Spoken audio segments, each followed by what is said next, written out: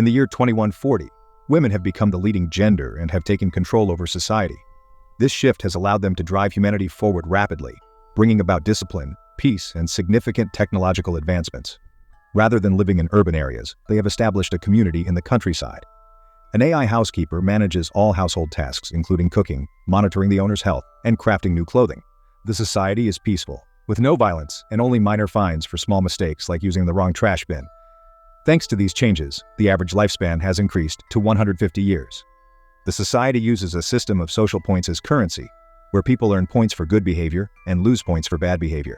They even take breaks specifically for giving each other hugs. History teacher Rada educates her students about how the world used to be when men were in charge. It was a time filled with hate, violence, wars, and environmental damage. During a 2030 conflict between the United States and North Korea, scientists created a virus intended to eliminate all the men in the US military. Unfortunately, the virus spread globally and killed 99% of the male population. This catastrophe led women to take over and repair the extensive damage men had caused, significantly improving the Earth. That's crazy. Now, male babies are exceedingly rare, and any born are sent to live in the slums. The male population is regarded with contempt, seen as unintelligent, unclean, and primarily interested in sex and violence. Moreover, their life expectancy is just about 30 years. Mila, a student of Rada's, becomes curious about these slums. Rada decides to take her class on a field trip to these areas, which are the old cities now stripped of advanced technology and only supplied with the essentials. In the slums, a man named Gera is desperate to find a female to do the naughty with her. Another man, Baron, is the self-appointed leader of the slums and is agitating for a rebellion against the women's rule. He often organizes rallies to gain support for his cause. One such rally is disrupted when Rada and her class arrive, making the men feel as though they are being exhibited like animals at a zoo. One man responds by mooning the visitors as a joke, but a girl, misunderstanding the gesture as a greeting, lifts her skirt in reply. This misunderstanding causes the men to grow excited, and Rada quickly ushers the girls back to the bus. However, she soon notices that Mila is missing. Rada finds Mila fascinated by a duck, an animal forbidden in their colony and one she had never seen before. Gera, startled by their screams after he kills the duck, quickly hides them from another man. When the coast is clear, Gera impulsively kisses Rada, who in panic blows her emergency whistle. The loud sound not only causes Gera pain, but also alerts others to their location, leading to their capture. They are brought before Baron, who decides to hold a slapping contest with the women as the prize. Wanting to protect them, Gera enters the contest and faces a much larger opponent. His slap is weak and ineffective, but when the large man attempts to retaliate, Gera dodges, causing the man to accidentally knock out Baron instead. Taking advantage of the distraction, Rada and Mila race back to their bus, which is shielded by a protective force field that prevents the men from approaching. As the girls make their escape on the bus, Gera also flees, knowing that Baron's followers will want to punish him for his actions. Sometime later, a bus stops in the slums to collect some batteries. After it departs, Gera is revealed to be hiding among the battery barrels. Gera meets Yuli, the bus owner, who has a special job as a seed keeper, one of the few men privileged enough to impregnate women in this society. The bus is on autopilot and can't stop, but Yuli agrees to let Gera out when they reach the colony. As they talk, Yuli drinks a lot of Gera's homemade moonshine and gets so drunk that he impulsively jumps out of the bus into the forest. Determined to escape from Baron's men, Gera quickly puts on Yuli's spare uniform and decides to pretend to be a new seed keeper. Soon, Gera arrives at Two Hills Colony. An invisible barrier parts to let him inside. A woman greets him and shows him around, and Gera is amazed to see how many girls seem excited to meet him. That evening, broadcasted live on TV, Gera participates in a ceremonial act by biting the holy apple and swearing an oath to father healthy and smart children. Eager to start his duties, he is taken to the reproduction chamber. Here, he meets a woman he does not find attractive, which disappoints him. His situation worsens when a machine is attached to his groin to collect his seed. To distract himself from the discomfort, he thinks about Rada, and coincidentally, Rada is also thinking about him using a toy back in her own privacy. The next day brings a new experience for Gera at the reproduction base, where seed keepers are cared for by beautiful women. He enjoys good food and massages, but the constant attention results in an uncomfortable arousal. He rushes to the bathroom to relieve himself, but this sets off an alarm. Both masturbation and sexual intercourse are illegal in the colony.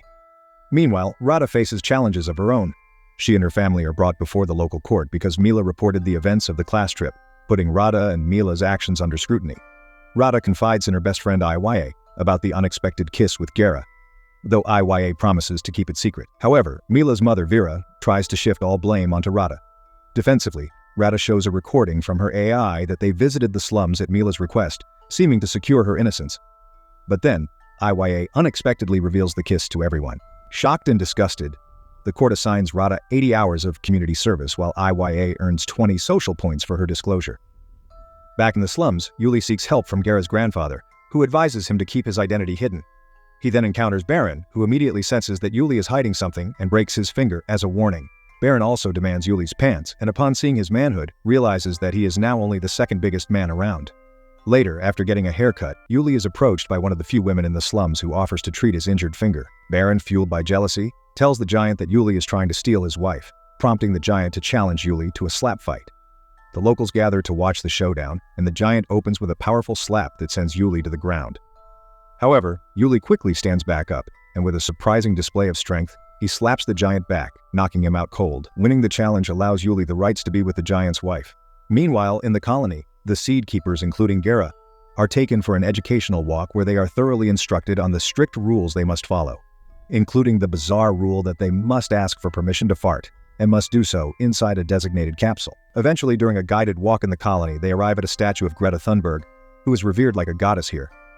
While everyone else is engaged in prayer, Gera grows weary of the strict rules and persuades some of the guys to have some fun. Nearby, there's access to the sea, so they hurry over to catch fish. While they're having fun, the others notice that Gera's legs aren't shaved and that he possesses a lighter, both of which are forbidden items. However, rather than suspecting his true identity, they believe these are just part of Gera's rebellious character and find it impressive. The group enjoys their time together in the water and even starts a fire to cook the fish they caught. Unfortunately, the smoke from their fire sets off a fire alarm, and suddenly a fake cloud forms above them and starts raining to extinguish the fire. When they return to the center, they are told that their punishment will be a tour of the Museum of Patriarchy for re-education. Later on, Gera attempts to make a cocktail, but the gesturing accidentally triggers the self-pleasure alarm. Curious, he tries with his other hand and realizes that nothing happens. It's the ring they are forced to wear that reads their movements. Now the men know they can find pleasure privately with their own hands without setting off the alarm. The next day, while getting a massage, Gera is shocked to discover that his caretaker is Rada, who was assigned here as part of her punishment. Feigning an ankle injury, Gera quickly excuses himself from the situation. Later, Gera's rebel group visits the Museum of Patriarchy, where they are subjected to several presentations that promote the idea that women are the superior gender, men should be submissive, and intercourse is vile. While this is happening, Rada and her grandmother Zoya observe from a distance, chuckling at Gera's awkwardness. Zoya remarks that Gera is quite charming and urges Rada to protect his secret rather than exposing him. After returning to the reproduction base, Gera convinces the other men that what they were taught at the museum is misleading and that feeling desire is natural. However, one man becomes overly excited by this idea and asks Rada to undress. Before the situation escalates, Gera intervenes, sending the man away. Rada is thankful, yet she warns Gera that he must leave the city or she will reveal his true identity. Meanwhile, in the slums, Yuli's popularity grows, threatening Baron's control. Anxious about his diminishing power, Baron orders his right-hand man Krysa and some others to eliminate Yuli under the pretense of a supply run, intending it as a trap. Nevertheless, Yuli impresses everyone with his skills in finding ample supplies. Krysa tries to attack him, but his efforts are futile. Suddenly, they are ambushed by a rival gang known as the Squirrels, yet Yuli manages to scare them off in mere seconds. Seeing his capability, Krysa and the others decide not to follow through with their plan to kill him. Back in the colony, it's revealed that Baron is secretly involved with Vera, who learns about the slum happenings from him. After spending the night together, Vera decides to check the profiles of the latest Seed Keepers, and discovers that the real Yuli has been replaced by someone else. She immediately triggers a colony-wide alarm. Frightened, Gera has no choice but to flee. However, as he reaches the colony's boundaries, the invisible barrier stops him, forcing him to hide. While sneaking around, he encounters Rada and pleads for her help, reminding her of the times he had saved her. Just then, police start converging on their location, and as Rada tries to escape with Gera, they are spotted by IYA. In the slums, Baron returns to find Yuli still alive and demands an explanation from his men, eager to understand how Yuli managed to survive. Krysa tells Baron that Yuli has been a hero, saving lives, so the folks want him around. Then Yuli pipes up, saying the slums deserve a taste of democracy too. Baron is not too keen on sharing power, but Yuli isn't one to give up easy. He gathers everyone outside Baron's window, starting a mini riot and shouting for fair play in elections. Baron, sweating buckets, calls Vera for some sneaky advice. She tells him to let the crowd have their fun, but play the game by his rules. Eventually, Baron caves and agrees to hold an election, thinking he's clever. After Yuli leaves, Baron nudges Krysa to run in the election too, hoping to split the votes and make Yuli lose. That night, all the slum dwellers drop their votes into a toilet, and Baron, thinking he's a genius, pees in it to mess up the votes. But guess what? His plan flops. He ends up with just his own vote. Krysa wins with 18 and Yuli is close behind with 16. Turns out, not everyone trusts a newcomer. In secret, Krysa agrees to be Baron's puppet. Meanwhile, Rada and Gera are hiding out at Zoya's place. When Vera's assistant comes snooping, Zoya stuffs them in the closet with her illegal pet cat. Just when they think they're safe, the cat sneezes. Before they get busted, Zoya conks the assistant on the head. Then she pulls out her old bike, telling Gera it's their ticket out. Apparently, if they ride it fast enough, they can blast through the invisible barrier. Just then, Rada's mom Elena shows up, but Zoya is on fire today and tackles her, letting the duo escape. Gera and Rada pedal like mad to the barrier, crash through it, destroying the bike and their clothes in the process, and end up on the other side, safe but in tatters. They light a campfire and settle for the night. Come morning, Gera snags a squirrel for breakfast. Rada, who's never seen meat up close, freaks out and yells so loud, some nearby men hear and chase them with arrows. Rada trips and gets caught. Back in the slums, Baron tries to get cozy with Rada, but Gera's having none of it. The men, sticking to their new democratic guns, decide to hold a slap competition for a chance with Rada.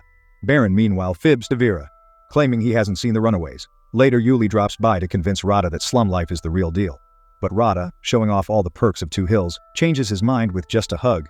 They plan to run away together after dark. Do you think women are this smart in reality, or is it just possible in the movies? Let us know. That evening, Krysa reads the new constitution to the locals, conveniently skipping the part about Baron regaining power in 2 weeks. Everyone cheers and votes yes, clueless about the sneaky clause. In the dead of night, Yuli meets Rada, shares a dodgy drink that makes her dizzy and tries to pull a fast one. But Rada is quick and gives him a solid kick to the groin to make her escape. When Gera finds a sobbing Yuli, he rushes off to find Rada, while Yuli decides it's time to shake things up, confronting Baron and Krysa, declaring he's taking over. After searching high and low, Gera finally spots Rada sitting by a campfire in the forest. He cautiously approaches her, promising he won't do anything she doesn't want. To break the ice, he shares some fried chicken he made, and Rada is surprised by how delicious it is. Inspired by the tasty meal, Rada muses that if eating meat is this good, maybe other forbidden pleasures are too. She decides to give intimacy with Gera a shot.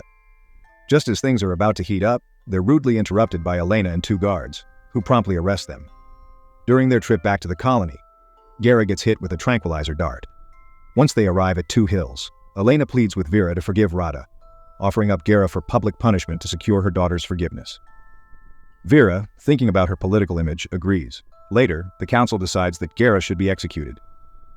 Gera wakes up tied to a chair, groggy from an injection. He's asked for his last wish, and he asks to say goodbye to Rada. He imagines a heartfelt kiss with her, but it turns out to be just a vision induced by the advanced machines monitoring his thoughts in a confinement room. His fantasies are broadcasted on TV, painted as examples of how nasty men are, complete with commercial breaks. Meanwhile, Iya visits Rada and shows her the televised vision of her and Gera's kiss, stirring Rada to action. She rallies the other seed keepers, and they storm the council building, demanding Gera's release. As Gera receives another injection, he hallucinates about turning into a plastic bag, floating freely. The other seed keepers see this and accuse the women of cruelty, threatening to stop producing seed until Gera is freed. Vera tries to dismiss Gera as a mere primate unfit for civilized society, but no one buys it. Gera's gentle visions, like the one where he imagines himself and Rada in the finale of Titanic, sway public opinion. Not wanting to risk losing the seed production, Vera reluctantly agrees to release Gera if someone vouches for him. Rada steps up, taking an oath on an apple, and Elena does the same for her daughter. Rada heads to the execution chamber and rescues Gera, taking him to a guest house. Gera, feeling the moment, tries to get intimate, but Rada isn't in the mood after all the chaos. She leaves, then returns to kiss Gera before they finally get intimate. However, right after, Rada retreats to the bathroom to use a toy to finish, leaving Gera feeling inadequate. He follows her and tries to apologize for not meeting her expectations, but then he suddenly wakes up. It was all just a dream. As Gera tries to make sense of the machines around him, Rada and Elena explain his situation. He now has 300 social points in his ring. Breaking rules will cost him points, and hitting 0 means punishment for all of them. Gera quickly loses 13 points for not finishing his breakfast and cursing. Later, Rada and Gera try to blend into colony life by joining a volleyball game. But Gera's competitive spirit leads to a brawl among the players. Meanwhile, Elena launches her campaign for colony leader, buying votes from the seed keepers with promises and gifts, and even pledges to legalize intimacy if she wins, flashing them as proof of her commitment. Back in the slums, Yuli finds a letter from Gera explaining his escape with Rada. Furious and feeling betrayed, Yuli smashes a table and drowns his sorrows in alcohol. Stumbling around in Baron's office, he breaks a strange lock and discovers the ring Baron used for secret communications with Vera. Just then, the power cuts out, and everyone turns to Yuli for help. He tries using the ring to contact Vera, but she immediately hangs up on him. After chasing a bee in search of some rare honey, Yuli manages to find a beehive. He excitedly brings the hive down and fills up a jar with honey, but not without being stung several times by the angry bees. That evening, he meets with Vera and presents her with the honey as a gift, instead of asking for help with the electricity. Yuli surprises Vera by asking to be sent back to Two Hills. Meanwhile, Baron and Krysa are out scavenging for food when they stumble upon a car and a skeleton clutching a gun. They manage to get the power back on and return to the slums where the gun helps them regain some authority. However, when the squirrels, a rival gang, show up ready to fight, Baron tries to scare them off with his newfound gun. But the squirrels aren't fazed, they have bigger weapons. In a desperate bid to keep the peace, Baron gives them Krysa to make them go away. Back at Two Hills, Ellen is trying to boost Gera's image. She gets him involved in helping hatch a dead bird's eggs, hoping it will improve his reputation among the local women and help her campaign. Just then, everyone's rings buzz with a message urging them to watch the news. They tune in to see Yuli on TV, lamenting the poor living conditions for men, and inaccurately blaming Gera for getting lost while on duty. Gera tries to explain the truth, but the women dismiss his words and abandon him, leaving him isolated and disheartened. After Yuli is welcomed back as a seed keeper, Vera orders Rada to take care of him until he's better. While tending to him, Yuli admits to Rada that he only said those things on TV because Vera pressured him to. Rada tells him that Elena might be able to help him if he keeps being honest, and he hesitantly agrees to try. After Rada leaves, Gera confronts Yuli about his lies, but his outburst of curses causes his social points to plummet, and he's forced to stop talking. Yuli simply leaves, and Gera, in a fit of rage, destroys an apple. When Gera returns to his apartment with Rada and Elena, they are shocked to find councilwomen waiting for them. They accuse Gera of blasphemy for destroying an apple, a sacred symbol in their society. This event, broadcasted on national TV, results in Gera losing 100 social points. Further accusations of harassment strip away his remaining points, bringing him to 0. Just as he's about to be exiled, an anonymous donation of a point saves him at the last moment. The newly hatched birds earn him more points from grateful women, and the council is forced to leave without taking further action. Feeling rejected and misunderstood, Gera tries to make amends by dressing up and flirting with Rada, even donating a social point to compliment her beauty. However, Rada lashes out, blaming him for all her recent troubles and telling him to keep his distance. Heartbroken, Gera leaves a letter at Rada's door and goes to the colony's border. He waits until hugging time to distract the guard and disable the barrier, successfully escaping as the guard activates a drone to chase him. Unfortunately, distracted by the drone, Gera fails to see an approaching vehicle and is struck, landing him in the hospital. Rada discovers Gera's apology and goodbye letter at her house, which stirs mixed feelings. Meanwhile, Vera instructs Baron to prepare his men for an assault on Two Hills. Gera quickly recovers and is taken by Rada and Elena to Vera's motherhood function, where women are chosen for insemination. When asked about her desires, Rada admits she wants to be a mother. During the event, Vera challenges Elena to various games, trying to outdo her, but Elena wins every challenge, embarrassing Vera in front of everyone. While this is happening, Rada and Iya sneak off to Zoya's secret theater to watch a video about natural conception. The video, showing a more traditional method of pregnancy, horrifies Rada and fascinates Iya. Rada quickly leaves, disgusted, but Iya, intrigued by the idea, asks Gera to try it with her. After seeking Rada's indifferent approval, Gera agrees to meet Iya later. During the lottery announcement at the event, Rada's name is called as a winner. Iya then takes Gera to her place to recreate what they saw in the video, but the awkwardness makes Gera leave. He returns to the event just as Rada begins her victory speech. Spotting Gera, Rada realizes her true feelings, rejects the lottery prize, and begins walking toward him. At that dramatic moment, Baron bursts in with his men in the old car, interrupting the event and escalating the tension. As chaos erupts, Baron's gang starts kidnapping women, including Rada, and causes destruction everywhere, making all the women flee in panic. They grab Elena too and look to collect their promised reward from Vera, only to find an empty box. Baron calls Vera for an explanation, but she tells him he knows too much and it's time for him to go. Suddenly, Vera's guards encircle the gang and aim their guns at them. In a quick move to escape, one of the gang members causes a milk bottle to explode, creating a distraction. During the commotion, Baron uses Elena as a shield and they both run to the Mother Center, where the colony's seed supply is stored. Inside the Mother Center, Baron plans to negotiate a ransom for Elena's release. But Elena tells him that losing her would actually make Vera happy since it would remove a rival. Now locked inside with no easy way out, Baron becomes enraged and blames Vera for everything. Elena sees an opportunity and offers to help Baron escape if he agrees to expose Vera's wrongdoings to the authorities. He agrees, and they manage to leave the building with a box full of seed capsules. When guards try to intercept them, Baron threatens to break more capsules, keeping the guards at bay long enough to make their escape. Meanwhile, Baron's men, who had captured Zoya, take her to her house and demand food. When Zoya retrieves a crossbow from her drawer, it seems she might attack, but instead she ends up bonding with them over their mutual desire for equal rights. Back with Rada and Gera, they narrowly escape a gang member thanks to Gera's quick actions. They find refuge in a nearby house, but the house AI refuses to obey Rada, as she and Elena have been stripped of their colony privileges. While checking the TV for news, they see Vera publicly blaming Gera for the chaos, and they suspect she orchestrated the attack. They try to leave, but the locked house won't let them. As they grow closer in their confinement, Rada and Gera share a kiss. This act of rebellion confuses the house AI enough to reset to its default settings. Seizing the moment, Rada re-registers herself as a colony member, and the house finally opens the door for them to escape. As Baron spills the beans about Vera's illegal activities to Elena, Zoya and her new allies attempt to confront Vera at her home.